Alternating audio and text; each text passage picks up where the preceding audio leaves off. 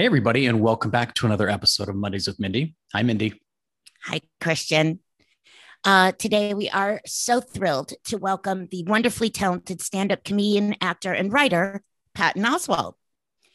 Patton began performing stand-up in 1988 after writing for Mad TV and starring in his first of many comedy specials.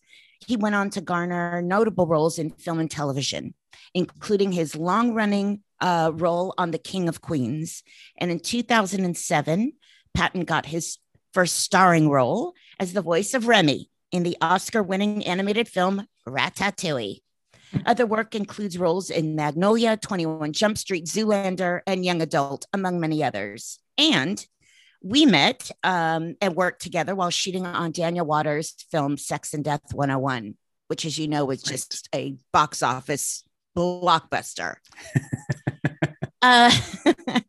Other television work included numerous guest roles and a regular role in Showtime's The United States of Terror and Agents of the Shield, as well as currently narrating the TV show The Goldbergs and starring in Peacock's AP Bio.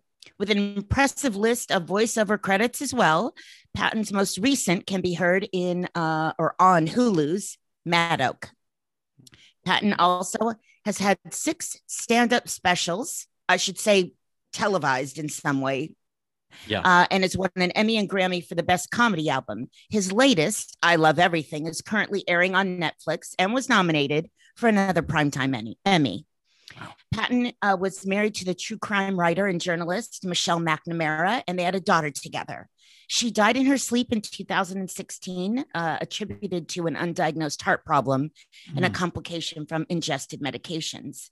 Patton was instrumental in finishing her book, I'll Be Gone in the Dark, which later became the extraordinary documentary, also available on HBO and HBO Max. If you haven't seen it, it's amazing. It's basically Michelle's, all of her years and years of work. The case involved a serial killer who had run amok in the Sacramento area of California. And the book was based on, and he was caught in large part to all of Michelle's work, research, and efforts. In 2017, Patton married actress and my darling friend, Meredith Salinger. They have a new podcast, Did You Get My Text? Patton is currently on tour with his new stand-up work, Who's Ready to Laugh? I Am. And just wrapped a new feature, which will be released later this year. That's amazing. Quite a history he's got. He's a worker. Yeah, I'll say. Ladies and gentlemen, we are really excited to welcome to the show, Patton Oswalt. Hello, Patton. Yes. Hey, guys. Hi. Welcome to, yes, thank you. Oh, God, it's so early. Oh, God. And here comes the smack across the face. Good morning. That could not have been more. Welcome, Pat. Welcome. It's like I'm learning the language as you're speaking it to me. Yes, it's very much in tandem with MODOK. Yeah. Yes, very much. Nice, shameless plug, Mindy. You're welcome. Thank you. We start off with just Christian and I came up with 20 random questions. We ask you 5. It's just a way to start a conversation. Awesome. Although that's never really been an issue with you. So, Patton, among your friends, what are you best known for? Among my friends. Yes. Yeah, that's a good way to phrase it. I think I'm best known for being the guy, the friend in the group who, if we start down a rabbit hole about movies or pop culture, without me trying to, I can't help it. I will end up topping everyone or going that extra level down, into obscurity and completely useless trivia. If someone thinks they have totally useless trivia, I have something way more useless sitting in my head somewhere. Okay, well, I don't find any of your trivia useless. I find it freaking fascinating that you know so much about things that I love so much. I'd love to put you in a room with my good friend Scott. He's very, very similar in the sense that, like, as soon as I think I've got a one up on him, I'm like, you can't. I know this. He's like, nope. And I'm like, what? How? Yeah, it's fascinating. Yeah. And annoying. Thanks. Yes. What do you do when you get stuck creatively? Do you do anything specific, or do you have tricks, or do you just let it pass? Well, I do have. By the way, can I interrupt you and start? I want to ask this by saying, do you write every day? I try to write every day, but when I say write every day, I try to at least create something every day. Sometimes it's a joke, sometimes it's a scene. Sometimes, yeah, I try to write something down every day to keep those muscles going, to keep it in motion, basically. Okay. Yeah. All right. So now you may answer my question. Yeah. Wow. With the way you phrase that question, yes, I do have a lot of tricks and stuff that I use, but then the one you ended it on was, or do you just let it pass? That is actually my main go-to is don't get focused on the jam or whatever clog you're in. Go live your life a little bit and then hope that it unclogs itself. Sometimes I feel like if you focus on unclogging the clog, then that becomes the focus of the creativity rather than the creativity. Yeah. Well, and also I guess I asked the question, do you write every day? It helps that you do that because you don't get too self-obsessed, or do you in the day? Oh, trust me, I still get self-obsessed. I still get precious about things. I still have that problem with starting because when you really think about it, just you can start sloppily because you can totally fix it later. And a lot of times I get in that mindset of I will set pen to paper when it is perfect. No, just start. You can let it be dumb, and then it'll start to focus itself. Yeah. You know? In regard to your stand-up and does something come into your brain of like, okay, that's the title of it, or that's going to be the opening shtick of mine? And I don't mean to say shtick in a negative, that doesn't have a negative connotation. No, shtick is fantastic. I wish I could say that I could sit and write jokes. I write premises and ideas and areas I want to explore. And unfortunately, my best writing happens on stage, that was one of the things that was really rough during the shutdown. It made it very hard watching Bo Burnham's Inside because some of those scenes where he's crying, I'm realizing that there are moments when you don't have the audience to push against. I don't know if I'm funny or if I'm doing anything. And it just feels, after a while, it feels so empty and hollow. It can get scary. Okay. Even now, Patton, after all these years of you doing it, and you're funny. You have an amazing sense of humor. Yeah. You legitimately are telling me like you don't know when you're being funny. Like you don't know when you've hit gold. No. There's time. Look, I know when I've hit gold, but unfortunately, I know when I've hit gold when I'm in front of an audience and I get that reaction. If I'm just sitting in a vacuum with my notebook, writing and thinking, there are times that because there are things in the past that I've written down going, oh my God, I just nailed it. And then I say it on stage and it's like, what in the crickets? What? And then there's other times when I think something's kind of a half idea and I don't quite know that it's there yet. Yeah. And the laugh comes from it being a half idea. I actually find more humanity in not being able to find something completely brilliant about it. Like the fact that it stopped me up short weirdly connects me with the audience because they're like, I've also been stopped up short by that thing. Yeah. Right. Well, that's also you're an actor. So, I mean, that's such, to me, that's so much when I see your work, the actor in you, which is loose and has improv at the tip of your fingers. I mean, you're able to not be, as you said, so precious about something. Yes. If you're tacking. Yes, exactly. Or if you're tacking, or if again, one of the funniest things I've ever seen on stage, there's a comedian named, oh my God, why am I blanking his name? John Papa. And yeah. And my God, he does a bit about people who don't eat bread. He's talking about how crazy people are with their diets. Yes. But the punchline to the bit, he goes, and there are people who don't eat bread. And then he pauses, he goes, they don't eat. Like the joke is that I don't have a joke about this. I'm just trying to, he needs to say it to himself so that it makes sense. Yes. It's so, and the audience connects so hard. Like there are those things that are so ridiculous. Like, why am I even writing a joke about? I am stopped short by this thing. I love that. I just love that. Yeah. I mean, speaking of, just because we're all Tom Papa. Oh my God. Why did I say John Papa? Tom Papa. Oh my God. Oh my God. Well, I said yes. Help me, There goes. Help me.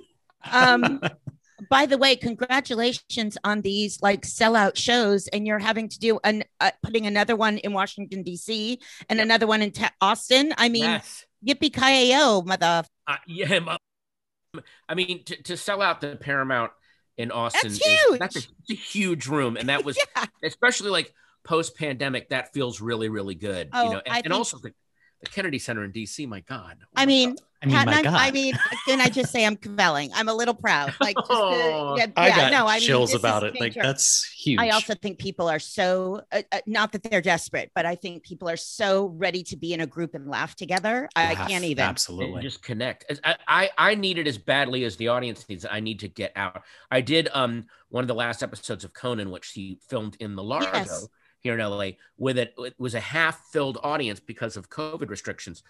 But still walking out and seeing people sitting there, like I almost burst into tears. I couldn't believe it. Well, especially that room. That's such a historic, that's such a great place in Los Angeles. For those who are listening or watching that don't know, Largo is, I would dare to say, the spot in Los Angeles. Especially for comedy, right? Yeah. Now. It's the best. Patton, what assumption do people make about you that's wrong? Ooh, I think one of the assumptions that people make about me that's wrong is that I am, because I work so much, I must be a part of the quote unquote Hollywood elite, or part of this world that they see in like TMZ. Well, he must go to premieres and clubs. Like my preferred way of living is just to either go to the New Beverly or go to a cafe somewhere, or go to a diner somewhere and read. Like I do not all the, and I get invited to premieres and they're so annoying. I just want to go see the movie.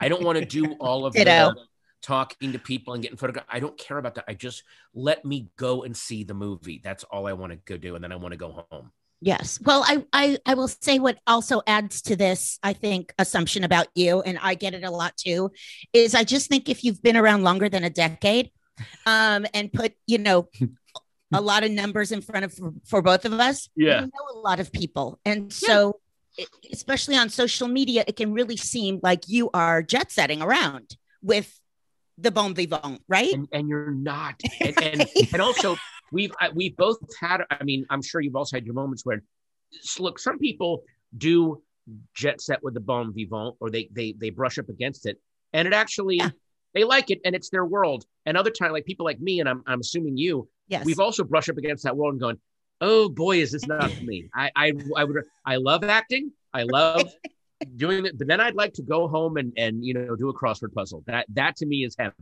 Yes, like have a real life, which is very humdrum, which is so attractive to me. Oh my God, it's so great. Yeah, I remember there was the lead singer of Judas Priest in the '80s that were talking to him, because on stage it's dark leather and studs and fire and the devil, and then in his normal life he's like, I live in a suburb in Arizona, and I go to dinner with my friends, and I have a very quiet, because if I lived that life all the time that you see me on this thing on stage, I'd be dead. I would not be alive. Like, I need to quietly, he goes, what I really like doing is taking the trash can down to the curb and leaving it. Like, that to me is like so great. I love that. Like it's a lead singer of Judas Priest. Yes. I can't wait to take the garbage out this week. The anti-rock star, like in your life. He goes, I put all that craziness up on stage. That's for 2 hours. I can't live that way 24/7. It would kill me. Yes. Yeah. Well, also, I wonder if you can relate to this. I have a face that my friends call it resting smiley face, when really I'm just not that nice in real life. But or don't care. I think I have a face that it looks like I'm interested, and I'm just really not. Which is so rude. But the familiarity people have with you. Or the fact that people think you are funny 24/7, or that expectation. I know that I have this conversation with Rainn Wilson all the time. Oh yeah. Where people just have this expectation. Well, also, I think it's a function of social media. And I'm sure you've gotten this too, where because people interact with you on social media, and then if they see you in real life, they feel like they're just continuing a conversation that the two of you have already been having. You're like, we weren't talking. I don't know. They'll like, I've never thought of that. Yeah. And you're like, no, we weren't actually having a conversation. You were saying, I like that. That was a funny joke. Thank you. But I'm like, we're not like friends. We don't hang out. I don't know you. And there's a time like, even in the 80s, you couldn't just get on social media and send someone you couldn't tell Frank Sinatra, when's your next album coming out, man? And expect them to even to give you like a thumbs up emoji. That it's insane. The world we live in now. Yeah. Agreed. The immediacy. I remember writing letters to someone if their performance was amazing. And, 3 weeks later, I would get something back like, thank you so much or whatever. Right. And now it's just a heart. And I, have an explosion that so-and-so liked my work or something. Right. It's like, oh my God. Wow. What the? Yeah. Yeah. Did where you grow up or how you grew up develop your creative aesthetic? However you define that. Absolutely. And it's because I grew up in the 70s and 80s in the very, very boring suburbs of Northern Virginia, where you just did not have, I was not lacking in love. I was not lacking in friends, but what I was lacking in was access to things to alleviate my boredom. So you had to create, like I didn't have a screen in my hands where I could just pull something out of the ether and watch it, or, movies and music were not readily available. You had to go find it. You had to go find people that would point you toward the cool stuff. So, I talk about growing up outside of DC in the 80s, and my friends are like, oh, so you saw like Black Flag and Minor Threat and Bad Brains. Like I was never able, there was no bus that went into the city from where I lived. We had to get it all secondhand. We had to try to invent it. So that there was a very much like, well, you invent the cool stuff because you can't just go find it. You have to go invent it. Yeah. Were you more as a kid into movies or television? Well, I was into movies, but the only place I could see them was television, unless my parents would drive me to the mall. But the mall was like whatever the recent movie was. TV was Saturday afternoons. There was a monster movie on. There was a Costello film on. Or I'd stay up super late and catch something. There was also that great, like, you'd stay up super late and like Benny Hill was on, and there'd be like half a breast. You're like, oh my God. I remember, Love American Style, and I thought I was watching porn. Yeah. Yes, exactly. It's oh my God, I can't believe I'm seeing this. So, that was always amazing. For those of you who don't know Love American Style, I hate you all. And I feel the gray hair growing out of my chin as we speak. There you go. Okay, I think this might be a tough one for you, so I apologize in advance. Okay. Who is the most fascinating person you've met? You've been in the company of many, my friend. Oh boy, I mean, and worked with them. Yeah, and worked with them. I mean, my knee-jerk reaction would be someone like I got to be friends with Harlan Ellison, who was a huge science fiction writer and very, very influential on a lot of the pop culture that we enjoy today. Oh yeah. For granted, he was the one that kind of pushed that through in the 60s and 70s. And then, through him, I got to meet Robin Williams and knew him near the end of his life. And who, again, a genuinely brilliant and fascinating guy to talk to, just in terms of like, not just the jokes, the life experiences that guy had were insane. It really kills me that he never got a chance to do like a one-man show, something on Netflix or HBO, where he drops the whole Robin energy thing and goes, all right, let me tell you about this movie that, like, the stories that he had were nuts. It was so incredibly fascinating. So yeah, that kind of stuff. Yeah, I remember my conversation with him was actually about acting, and it sort of like blew my pants off because he was so well trained and so well versed in theater and productions. And he started naming these things, and I'm just like, oh my God, like the real deal that he didn't expose that part of himself. Other people did who worked with him, but he wasn't really a self-promoter in that aspect. No, and he was a genuinely brilliant actor. Agreed. Like genuinely amazing. The movie that everyone talks about, 1 hour photo, he plays this really creepy villain. It's so un-Robin. And it is great. But the one that blows me away is the Christopher Nolan remake of Insomnia, where he's this psycho killer, but he's being the charming, funny Robin Williams. And you realize if that level of charm was put towards evil, it would be really, really dangerous, because he's such a charming, winning, magnetic personality. Yes. And he's using it. And it's just, that movie is so unsettling for me. And it's such a brilliant performance. Well, it's so interesting that you talk about that one specifically, because it's really the moment where I said to myself, at some point, I want to play a psychotic. Right. Like, it as an actor, right? It's the biggest challenge, but it also is like such, for the audiences who know you is one thing. Kind of spectacular. It's interesting too that, like, a lot of people, I think, when they play psychos or someone who is psychopathic, they think it has to be very flat and unaffected. Psychopaths are first brilliant, off, very charming. That's one of the ways they use to survive. They are very, very charming and friendly and fun. And that's what's dangerous about them. Yes. You know, takes one to know one. Yeah, that's the whole point. And they're brilliant, and they're I mean, it's look, kind of amazing. Joe Pesci in Goodfellas is first of all a very funny, charming character. Where you're like, this guy's really fun to hang out. Oh God, he just beat that guy up, and then he'll turn and make another joke, and you're like, oh okay, like it's just so savage. Amazing. Yeah, savage. Yeah. What is the last couple things that you binged on that you're like, oh, this is everything and more? And by the way, I'm a little jealous that you got to see the season 2 of Ted Lasso, because that's one of the things that I literally, I wanted to hump my television after that ended. We got to see the first 2 episodes. I'm so jealous. It's so good. That was one of those shows that I remember seeing the premise, seeing the trailer, and going, oh yeah, it's a hick guy, and he's coaching soccer. I get it. It's one joke, and you don't realize that it's a launching pad for all of this brilliant stuff that you do not see coming. Well, also to me, the biggest thing about actors that kind of I get obsessed with is earnestness. Yes, and the earnestness of those characters makes you want to cry. Yeah, and no one's a villain, no one's a hero. Everyone's flawed, and they're struggling, and they're trying to. Oh, God. Anyway, I could go on about that. But in a similar vein, another show that I slept on for the same reason, I just caught up to it in a day, binged it, is a show on FX called Dave that I remember seeing the trailer. Okay, awkward Jewish guy who wants to be a rapper. I've seen that joke a million times. I don't know how this is a show. It is a show about everything. It's about relationships, mental health.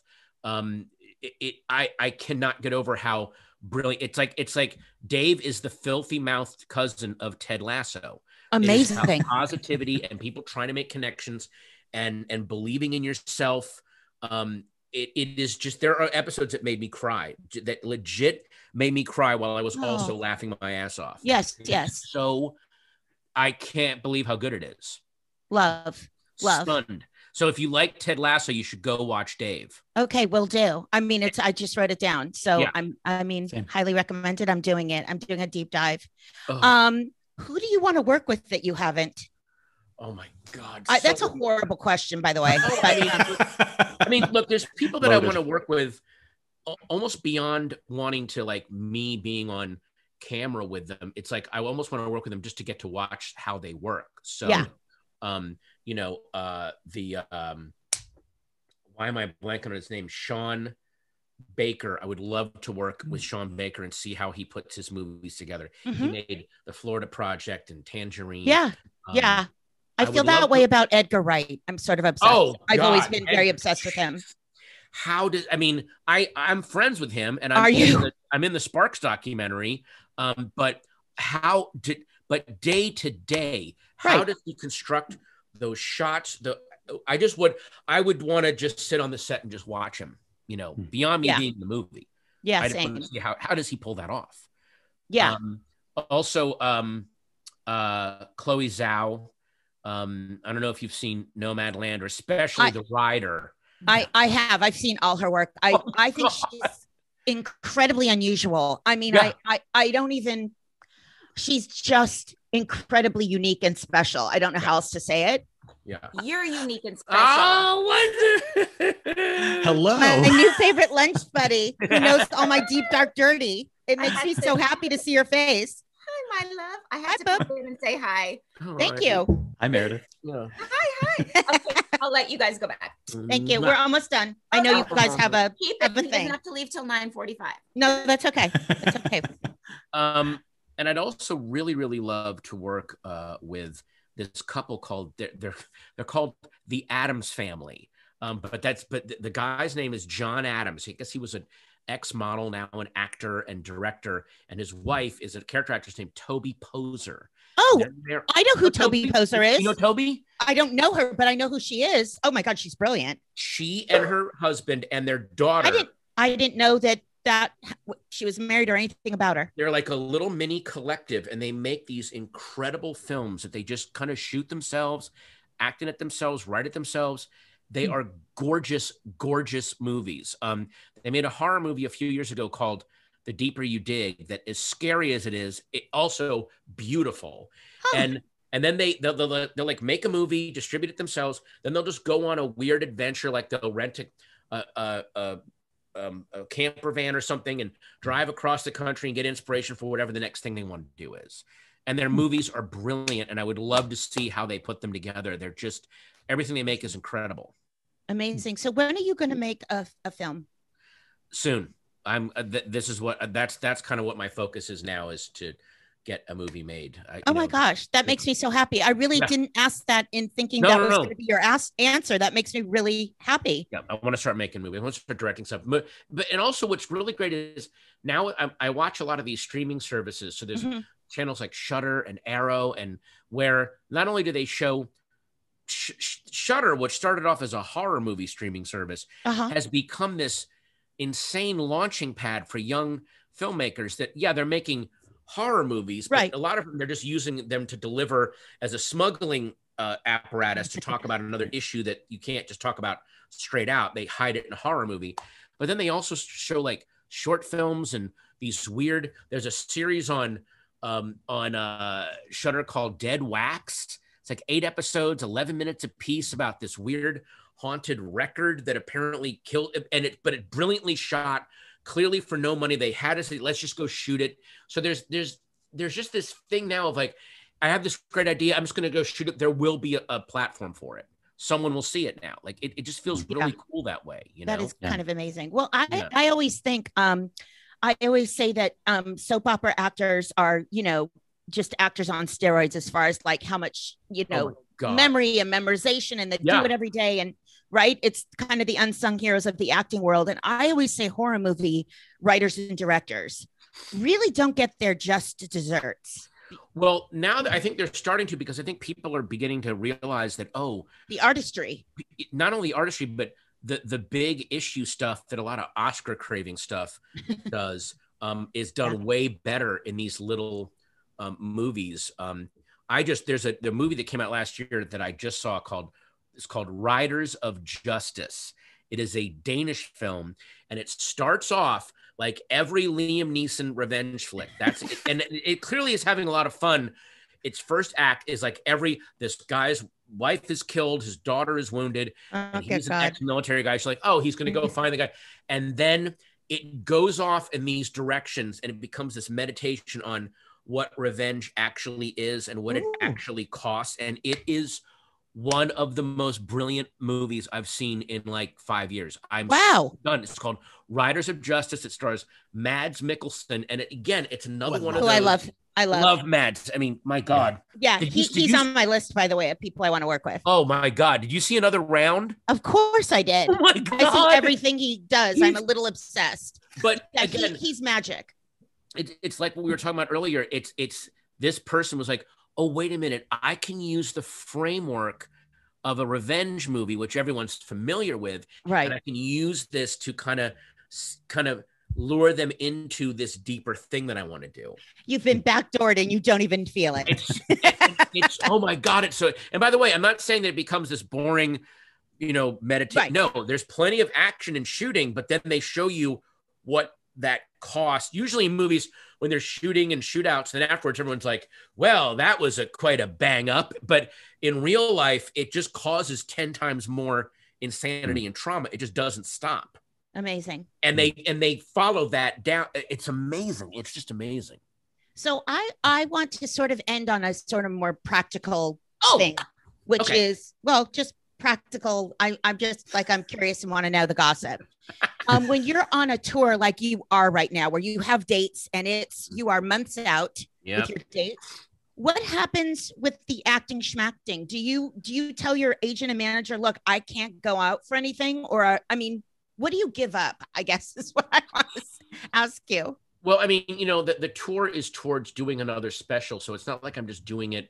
No, I understand. Giggles. Yeah. But the only thing, usually the acting schmacting is, hey, you know, I can't cancel the Kennedy Center. Can you ask if these people can either reschedule what they want to shoot, or there's stuff that I've had to give up because that was really the question I wanted to ask you. Do you know going into the next year that you're going to have to give up a couple of opportunities? Well, right now I'm in good faith that I'm just booking the weekends, and then we could possibly work out me coming back.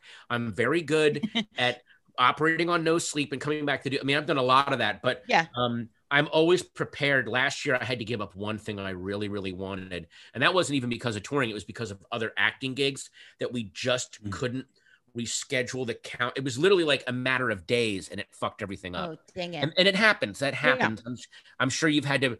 I mean, Meredith has told me about, you know, there were like 2 movies that she had, and she picked the one and had to give the other one up. And that's just what you do. Like, that's what this business is a lot, you know? Yeah. Well, and then also for me, where I've said no to something and then I've gone and I've had the worst experience. And what I mean by that is it's always a joy to work, but it's with someone that I don't particularly, I had a bad experience, or it wasn't the camp that I always want, especially movie making to be, that you just sort of go, dang it.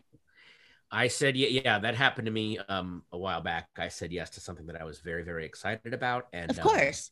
Oh boy. Yeah. You're just bummed, right? You're just like, dang it. Or put it this way. Yeah. Have you ever like done a project where the person that has enticed you to do the project that you met with, you realize halfway into the project was wearing a mask and was wearing the mask of a different kind of director or producer, and then when you get to say like, oh no, that mask just fell off and that's the person. Okay.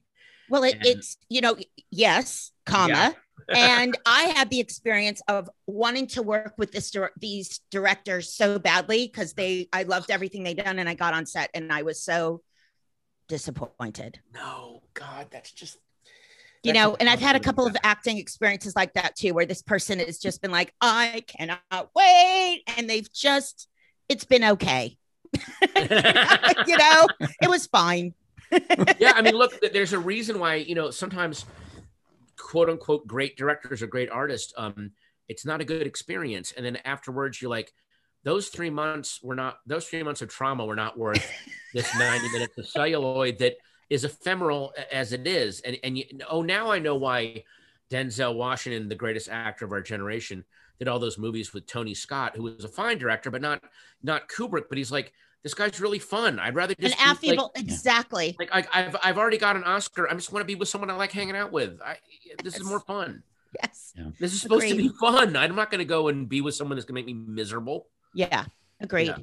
I didn't mean to end on a downer, but I actually think that's very positive. You and I have got to a point that a lot of people either don't get to till later in life, or they never get to, where it's like, no, this has to be fun first. You know, everything else is just ephemeral. Why burn the joyful moments of my life away for this esoteric idea? I always tell people I'm a lifer. I'm going to be doing this until one, they kick me off the stage or film set, or 2, my friend Tara and I have made a pact with each other. If we ever get to the age where we can't remember our lines, to not put other actors and set, you know, people through that. Cause I don't know about you, but I've been on a set where there's been, it's so painful. Oh my God, Patton, it's the most painful thing. Oh God. So I refuse to be that person. No. Yeah. It's weird. I just had a meeting with a lawyer and I was like, he goes like, what's your main focus? I'm like, just try to remember this with me. I'm not one of and I know people like this. I'm not in this business to make a killing and then get out. Like, I want to just keep working. So if it means making less money, but building solid relationships, and I can just, I want John Ritter's career. I want to be that guy where people are like, oh, he's the best. Yeah, bring him in. Like, everyone loved working with him, and you work forever. That's what I want. Ditto, kiddo. Yeah, for real. Anyway, I hope you and I see each other soon. I wish you tremendous luck, which you will not need on this this new tour. I can't wait to see it myself. Thank you, kind sir, for joining us on this episode. And listeners, if you want to see a nice Cohn Oswalt team up, watch the movie Sex and Death 101. It is one of the many Cohn Oswalt pair up movies that was huge in the early aughts. And, and of the 19 we made, that's the best one. So please, I know. Please, can I just suggest and really request that we maybe do a 20th then? I'd like to do something au courant. Even 20. All right. Please, let's do it. Put a link for it in the show notes for sure. Yeah. Awesome. Thanks, guys. Ladies and gentlemen, one more time, a big round of applause and thank you once again to Patton Oswalt. Thanks, gem. Guys. Mindy. Thank you. So awesome talking to you. Ditto. This episode of Mondays with Mindy is brought to you in part by our sponsors, When by Chaz Dean and The Cocktail Party, Love Mary. Chaz Dean redefined the industry with his innovative line of When cleansing conditioners, creating an entirely new way to care for your hair. Today, When encompasses a full array of cruelty-free hair and skincare products for every hair and skin type. Visit chazdean.com or mondayswithmindy.com and start focusing on you while they take care of the rest. Tired of cooking? Love fancy hors d'oeuvres but don't have any idea how to prepare? Look no further. The Cocktail Party, Love Mary, is here. For 15 years, New York's caterer to the stars and our pal Mary Giuliani has served her deliciously whimsical hors d'oeuvres to the best names in art, fashion, and entertainment. Now she's put them all in an adorable little box to send from her heart to your home. As Mary says, all you have to do is turn on your oven, pour yourself a drink, and enjoy more time with your guests. She'll take care of the rest. Go to marygiuliani.com or mondayswithmindy.com for more information and to order yours today.